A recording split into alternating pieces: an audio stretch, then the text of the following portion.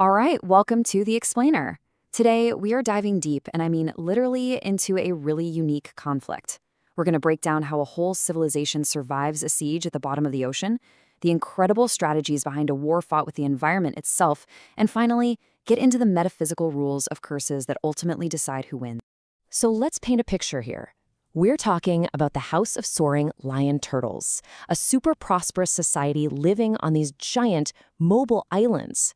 And these aren't just any old islands. Think of them like a fleet of living vessels that can sail the oceans and even merge together to form one massive super island. Yeah, but that freedom doesn't last long. A powerful enemy, the Weaver of Calamity, blockades all the world's coastlines, basically trapping them out at sea. With literally nowhere else to run, they make a pretty drastic choice. They take their entire civilization underwater, completely disappearing from the surface to escape. And this sets up the central problem, right? How do you possibly survive when not just your enemy, but the very world around you becomes a jail? It's this incredibly desperate situation that, you'll see, forces them to innovate in some amazing ways. Okay, so let's start with the siege itself, this underwater civilization, just fighting to survive while in hiding. And make no mistake, this isn't some primitive group we're talking about. These people are brilliant engineers. Down there, beneath the waves, they build a totally self-sufficient ecosystem. We're talking underwater farms inside these massive orbs, oxygen extractors, and they even create their own hydrogen-based power plants. It's incredible. So this conflict, it quickly moves beyond just hiding and turns into this amazing strategic chess match where the entire ocean is the chessboard. For every single move the bad guy Zanfar makes, the house comes up with an ingenious counter. So when Zanfar deploys these shades to block the sun and poison the ocean, the house invents marine dialysis to clean the water. When he sends out sea serpents to hunt them down, they develop advanced sonic mapping to see them coming and get away. And eventually, they build a massive force field to protect their new home. It's a constant back and forth. And it all leads to this fascinating stalemate. Even the enemy general, Zanfar, has to acknowledge how clever they are. He basically admits that while he controls the surface, the House of Soaring Lion Turtles now rules the deep. Neither side can get the upper hand. But here's the thing, technology alone isn't gonna cut it. To really break this stalemate, they have to shift their strategy from the physical to the metaphysical. They need to understand the fundamental nature of curses. You see, Zanfar's ultimate weapon isn't some monster or machine, it's cursed energy. And this isn't just simple magic. Think of it as a fundamental force of decay in their world. It's an energy that doesn't just attack your body, it goes after your very soul.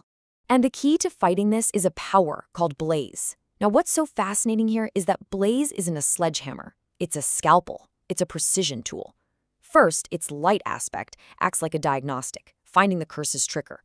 Then, the heat aspect comes in like a surgical laser and just annihilates that one specific trigger, which causes the entire curse to just collapse.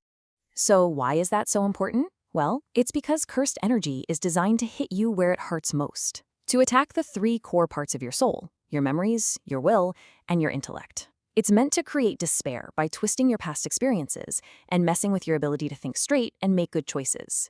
To even begin to defend against it, you have to understand the battlefield of the soul itself.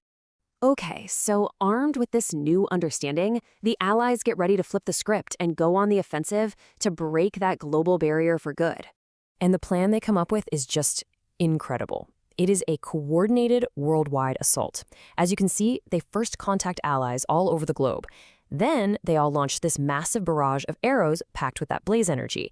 But here's the genius part. An ally records the first volley of 400 hits, loops it, and then reproduces it infinitely, creating a relentless, non-stop bombardment against the enemy's barriers. The attack is so immense, so reality-bending, that a character watching it just says, "This is just a blatant cheating of the physics of this world." And that quote just perfectly captures the unbelievable power they've unlocked by fusing their knowledge of metaphysics with these physics-defying abilities. Under this absolutely impossible assault, the whole prison of cursed energy just shatters. With that immediate threat gone, the path forward is finally clear. It's time for the search for Olympus. And just like that, the siege is lifted.